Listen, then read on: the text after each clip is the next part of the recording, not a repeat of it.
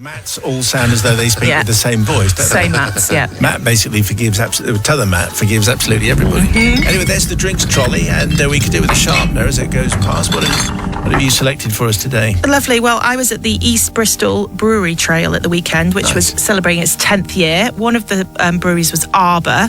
They've got a beer, Session IPA, 4.5%, so quite delicious. One for the team, it's called. Hops-wise, Citra, Mosaic, Idaho 7 and Talus hops. Very important. There you go. Very important to know. Don't just order a pint when you get to the pub. You need to know what the hops are. Yeah, you really do. This is the show that educates as well as entertains. And where's the sample? Do we have a sample? I will bring one tomorrow for you. Okay. Yeah. Okay. Don't ask too many questions. You might not like the answer. Today's confession comes from Jan. Father Simon, brother Matt, which still works, sisters Susie and Holly. I should say actually this one is like a 12 certificate for injury detail. Oh, Really? no. My sorry tale goes back to a very, very long time ago, to around 1959, 1960 to be exact. As exact as I can get it. When I was aged 8 or 9, a fact alone which I hope will go some way towards getting me complete absolution. The time of the action, I lived in Sydenham in southeast London with my mum and dad, my nan and granddad, Vic and Frank, our multi-ancestry dog, Rip, and my pet white rabbit, Snowy. Normally when pets are in confessions, it's quite Bad tricky. news. I loved him a lot, even though he was of uncertain temperament. That's the rabbit, not the granddad. He rarely attacked me, though he rarely attacked me. There's an interesting phrase. Again, this is the rabbit. Yeah. Though some other people did bear some scars. Our house was an old semi-detached townhouse type with several floors and a basement. It had a long garden which was in fairly good order. However, the house to which we were attached had been empty for many years, and its garden, which was twice as long as ours, was in a terribly overgrown state with weeds and brambles and shrubs and trees and everything. Mum and Dad were both absent that afternoon, and Granddad was up in the house watching television, probably the racing or a western. I don't know where Rip was, probably off on one of his amorous adventures. You know what dogs are like. Well, I was playing in the garden while Nan chopped firewood. I spy danger. Uh-oh. She had amassed quite a heap. She was only a little woman, but she could wield an axe like a champion. Again, I'm getting nervous. At some point, I decided that Snowy should come out to play as well, which was not unusual. He had a very large hutch to live in, but he often had the opportunity to run around the house and garden, and up to this time had caused very little havoc at all. However, the rule was that I should only let him out when there was plenty of supervision, and this, dear collective, was my undoing and the reason for my confession. The afternoon, I know people are feeling nervous at this point. The afternoon passed peacefully for a while, to the gentle whirring and thumping of Nan's axe. I played whatever game I had devised, and Snowy had his usual scamp around. Then, to my horror, he suddenly set off at speed, straight for the fence dividing our garden from the disaster zone next door. With some unerring animal instinct, he found what was probably the only hole in the fence and disappeared through it. I screamed, an ear-splitting sound which was echoed by a similar screech from the area of the woodpile. Rushing to Nan to tell her about the terrible events unfolding down the garden, I was brought up short by the sight of her clutching her left hand while blood dripped from the axe all over the woodwork. My anguished cry had coincided with a swipe of the chopper, and instead of splitting the firewood, she'd taken the top off her index finger. Not completely, you understand. It was just hanging there by a hinge of skin. Grandad now put in an appearance. On hearing our cries above the 345 from Kempton Park, he'd rushed down the stairs and into the garden. With great presence of mind, he swiftly looked at the chaotic scene of the gory chopper, his blood-spattered wife, and the distraught, tearful granddaughter, shrieking, "Snowy's gone next door," and bless him, this dear World War I veteran took the only possible course of action and without a thought for his own personal safety dived over the fence into the jungle in search of the rabbit. You would think he might attend to his wife with the blood and the axe. Yep. Now, due to the passage of time, I can't quite remember the exact words uttered by my grandmother at that moment. Probably not broadcastable, but she and I tottered back into the house and down into the basement, where she collapsed into a chair, giving me instructions to help her clean the wound. She managed to stop the bleeding by pressing her flap back onto the top of her finger. No, thank where you. it seemed to stick. Nan, myself and the basement still bore witness to the gory episode where Mum and Dad turned up. Dad bundled Nan into the car and took her off to hospital. Nan's fingertip remained attached, though devoid of feeling, and with a very bandy nail for the rest of her 99 years of life. So that was a result. Snowy suffered no ill effects at all from the adventure and continued to enjoy spells in the garden. So all was well recently. I don't seek forgiveness from my parents, who had only become involved after the event and missed the main body of the drama, nor from Nan, who was supposed to be overseeing the safety of an energetic and playful child, and should I feel have been able to exert more control whilst handling a deadly weapon. Now, I need to ask forgiveness from dear old Grandad, whose swift action in restoring my beloved pet to me earned him a spell in the doghouse for some time afterwards. In fact, during the latter half of their 54-year marriage, I don't remember Nan and him ever talking to each other again. Wow. What? But maybe I'm responsible for that. I'm not sure. But Merciful Collective, I'm throwing myself before you and can only ask that you forgive the child that I was. Thank you very much indeed for reading this saga from Jan, which is a far more bloody tale than we're used to, I should say, Matt. Yeah. It's not always. It doesn't often involve grandmothers wielding axes. Susie. No, let's go to Matt number 2 here. What do you say, Matt number 2? Do I forgive the grandfather? It's a strange setup, like a sort of Charlie and the Chocolate Factory-esque setup in this house, all living together. And, I admire his desire to save the rabbit. I think that's admirable. Yeah. But to not care for your wife's blooded fingertip it's not. seems unforgivable to me, to be honest. So I'm saying no. No forgiveness, Oh. Sister Susan. Well, Jan, I feel like she's carried this for quite a while. She was 8 or 9, and part of me wants to forgive her for everything that's happened. But I also think maybe you shouldn't have brought a rabbit into the garden when there was an axe running around with a grandma. So for that reason, I'm going to say danger, danger. And not forgiven. Okay, so we've heard from Matt, who is here. Here's Matt, who isn't here. Well, I'm going to forgive, and the reason, what a great twist there was in that one. Didn't see that one coming, but I'm normally I don't forgive for pranks, but this one very funny, and no one died, so it was all fine, unless they did, and yes, and we all learned a lesson, and isn't that a bit like life? So for those reasons, I'm going to forgive. People's verdict, please. Do you forgive Jan? Yes or no? 61054. And the first word is Simon. Forgiveness or not? 61054. First word is Simon. Before the news, we had a confession from Jan, 1959 or 1960, but a story about a grandma with an axe, a rapid rabbit, and a chopped finger. Anyway, the people's verdict is in, and Matt number 2 has all the details. Yes, John says, nope, not forgiven. She knew full well she shouldn't let the rabbit out, and yet did so anyway. Because of this, Nan lost part of her finger, which could have been much worse. It could. John also has a question, at which point would Matt 1 not forgive if Nan lost her whole hand, perhaps? Yes, very good point, John makes. But Kat says forgiven. The granddad was a First World War veteran and wouldn't have batted an eyelid at a bit of blood from a scratched finger. His first thought was his granddaughter and her precious pet. God love him. Okay, that's very good. Thank you very much indeed for the verdicts, and thank you for the confessions. And you can send yours, if you have one, to confessions@greatesthitsradio.co.uk. The logical song mixing very nicely, I think, into the drinks trolley. In Lovely. fact, it's the drinks trolley mix. Have you? What sharpener have you chosen for us today? Chosen a very classic gin and tonic. Has to be Tanqueray, in my opinion. So Tanqueray, tonic, big wedge of lime, delicious. Okay, but after the show, Matt. Okay, so after the show. Don't get any ideas. I don't want to get maudlin. You know what I'm like. Absolutely. Today's confession comes from Steve, not my real name, for reasons you're about to find out. Father Simon, my confession dates back to the autumn of 1992 in the north of England. I was a naive, fresh-faced 16-year-old, absolutely convinced I was about to launch into a glittering career in finance. By the way, I should say, probably 12 certificate for, particularly if you're eating, for distasteful foods. Okay, good. I had secured an interview for a junior administration role at a large building society whose head office was based locally. This was my big break. I was sure of it. On the morning of the interview, I was up and out early to make the convoluted journey involving 2 buses and a long walk across town.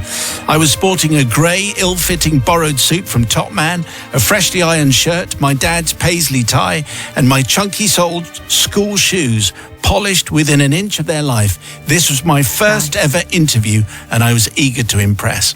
I entered the building at 8:45 a.m. through revolving glass doors into an enormous reception atrium. It felt opulent, professional, corporate. Smartly dressed people moved with purpose, looking busy and important. After reporting in at reception, a friendly lady arrived and escorted me in the lift up to the 2nd floor, where she asked me to sit and wait on an immaculate-looking sofa. As I sat quietly and prepared, I became aware of an unholy smell. I couldn't place it, but it was truly unpleasant. Was it a nearby bin? Had somebody died under the sofa? Surely the smell wasn't me. It was while scanning the area to identify the source I made the grim discovery. To my horror, on my way in, I had unwittingly trodden in dog poo and then, you guessed it, walked it straight into this haven of professional tranquility. And there was loads of it. I felt the blood drain from my face and the panic set in. I bolted into the toilets and locked myself into the first available cubicle. Grabbing toilet roll, I frantically started de-pooing the underside of my shoe like a man possessed, painfully aware that I might be called through for the interview at any moment. As I hurriedly lunged at the flush handle, alarmingly the bowl began to fill rather than empty. Because, Father Simon, in my cleansing haste, I had failed to notice just how much loo roll I'd used. It looked like I was trying to dispose of an Egyptian mummy. I waited a minute and tried flushing again, giving a particularly long and heavy press on the lever just to be sure. This, it turns out, was a schoolboy error. The contents of the already full bowl rose up once again, up, and then over the side. It cascaded water onto the tiled floor. Water and shreds of paper shot in all directions. Doing my best to jump out of the splash zone, I rapidly exited the cubicle. At that exact moment, loud shouting and cursing erupted from an enthroned gent in the cubicle next to me. Whoa! What the dickens is going on? Which blithering idiot has done this? Make it stop. The language was slightly more colourful at the time. Ignoring the calls for help and without looking back, I fled from the bathroom and back to the waiting area. Within 30 seconds of sitting back on the sofa, the smart-looking lady from earlier appeared at the door, called my name and ushered me into the meeting room. Off the large, open-plan office, the lady reappeared with a glass of water and said, "Apologies, Mr. Smithers-Jones has been delayed, but will be with you shortly." Fair enough, I thought. He's probably a very busy man, probably closing a deal or doing something very, very important. A few moments later, in bustled a short, officious-looking man. That'll be Mr. Smithers-Jones, I thought, in his late 40s. Imagine being so old. He seemed preoccupied and a bit flustered. I was instantly taken aback by his sharp pinstripe suit, bright red tie, and frankly, ridiculous matching braces. Recalling my plans for making a good impression, I quickly stood to shake his rather moist hand. And confidently as I possibly could, I launched into my rehearsed salutations. As I did so, I couldn't help but notice how wet his shoes looked. Oh, no. Like he'd been paddling. And before I could finish my opening sentence, the realization hit me like a truck. I was about to be interviewed by the shouty and cursing man enthroned in the cubicle next door to me. I wanted the ground to swallow me whole, and quickly. Well, the interview was awful. I couldn't look him in the eye, or his shoes for that matter. His tone was icy, his questions were picky, his follow-ups snippish and sneering. Although he surely couldn't be certain it was me who caused the bathroom tsunami and then legged it, I fear he had a hunch, which made him all the more unpleasant and brusque. After 25 excruciating minutes of one-sided grilling, I was finally escorted back to the waiting area, past another fresh-faced hopeful sitting on the sofa. I nodded in solidarity, knowing what lay ahead. I quickly made my way down in the lift and back through reception. As I walked through, I noticed a member of the staff bent down, cleaning small patches of the atrium carpet. I picked up my pace, hastily handed over my visitor's badge, and left without looking back. Needless to say, I didn't get the job. I therefore prostrate myself at your mercy, Father Simon. While perhaps I should, I absolutely do not seek forgiveness from Mr. Smithers-Jones. Looking back, he was a brash and pompous fool. I do, however, seek forgiveness from the cleaning staff, from the nice lady who probably had to calm down an obnoxious Captain Red braces, and from the impeccably turned-out receptionist who scrubbed mysterious stains from her pristine lobby. I don't think they were mysterious stains at all, to be honest. That was a nice crossfade. Lovely. Yours unassumingly, Steve. A disastrous first interview. How terrifying was the whole experience there? First of all, first verdict, the Matt who is here. Yeah, I mean, I think, when you do tread in some doggy do, you generally realise. So I was sort of thinking maybe he should have realised he'd trodden in it. But then the real criminal is the dog walker who didn't pick up after their animals. It's true. So, it's in the 90s. No one did that back then. No. So forgiven or not forgiven? So not forgiven. Not forgiven. I thought you should have wiped it in grass before you arrived. That's what you got to do. Wipe it on some grass. Sister Susie, who's also here. Well, I am here, and I feel for Steve. I like the mention of Top Man, and there's nothing worse than the smell of dog poo, and I don't think that he really tried, and so for that reason, I'm going to forgive him. Okay, and the Matt who isn't here. So I thought that was the best of the week. Well done, everyone. Very funny. Really got me at the end. Chills and a little bit of and a laughter as well. Isn't that what, that's what life's all about. So I'm going to forgive because, in effect, it was the system, wasn't it? It was the way it was designed. Wouldn't have done that if they'd known about the other thing, would they? So I don't think any of us would in that circumstance. So let him. None of us would have. No, none of us would have done. So for all of those reasons, I'm going to forgive. Okay, 61054 on the text, please. First word is Simon. Do you forgive Steve, yes or no, for his disastrous first interview? Obviously, you can blame the system. 61054. First word is Simon. But before the news, we had a confession from Steve, who was going for his first interview at a building society. There was a little bit of dog poo, there was a little bit of an overflowing toilet, and he didn't get the job. Anyway, the people's verdict is in, and Matt has these. Everyone is forgiving tonight. Andrew in Salford says, how can I not forgive? Interviews are hell. They are. And they can only get easier after that experience. It's a good point. Ricky on the Isle of Wight says, forgiven.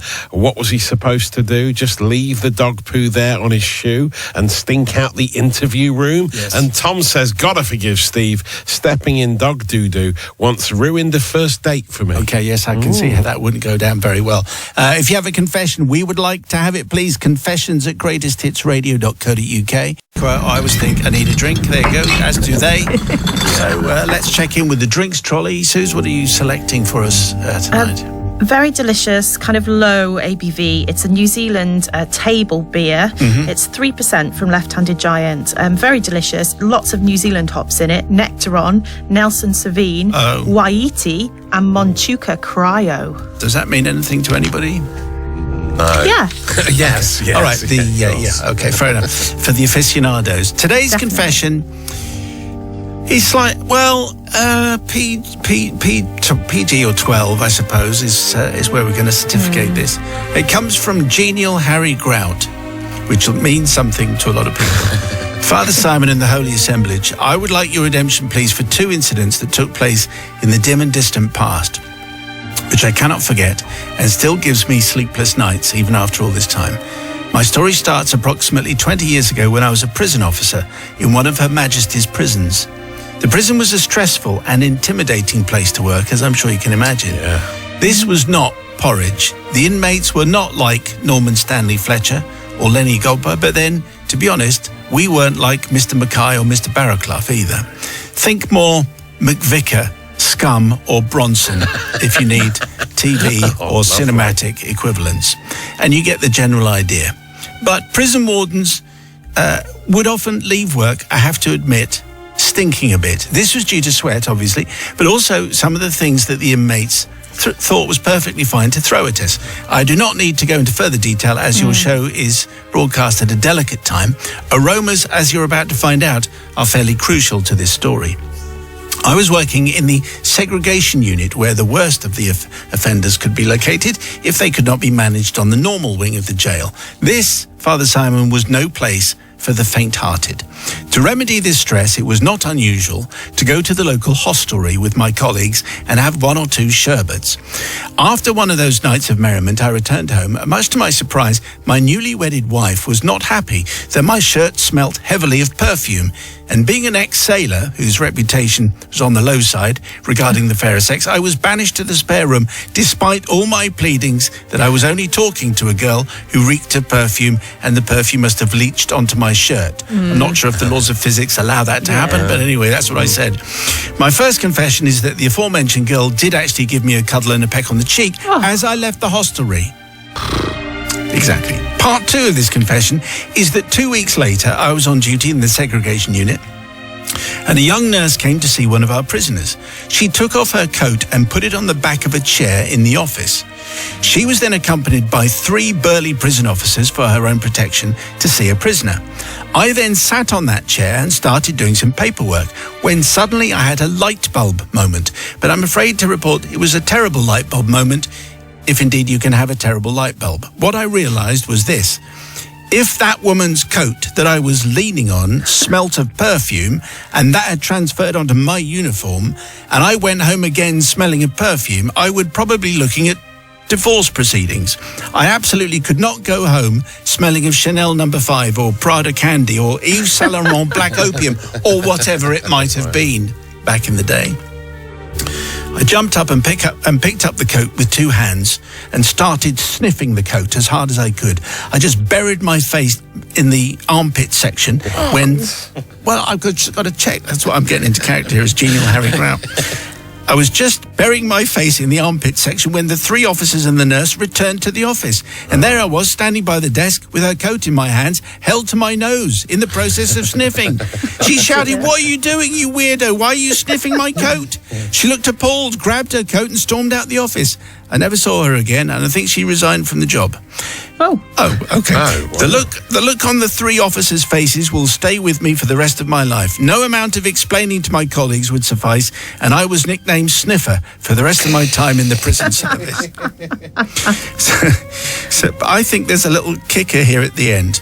I am asking for forgiveness for causing the angst I did cause to the nurse, and also forgiveness to my wife for telling a little white lie about the women cuddling me, which 3 paragraphs back was just a woman, but we seem to have become more than one now. Yeah. My wife is still with me, by the way, but I keep out of the way of women who wear too much perfume. Wow.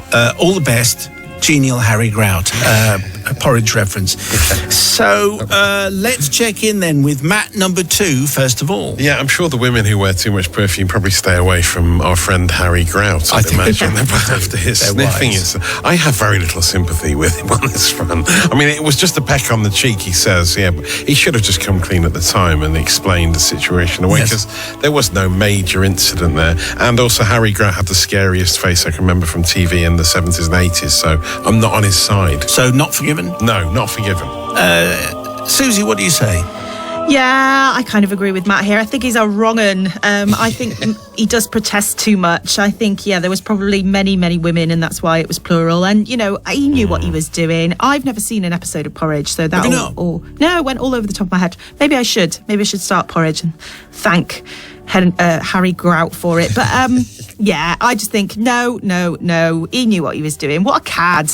Not forgiven. Okay, Matt number 1. Well, I'm going to forgive because, the pet stroke fish, whatever. It died at the end, but in a way, didn't we all learn from? You need to learn from a very young age about the problems with death. So, I didn't notice the that. circle of life.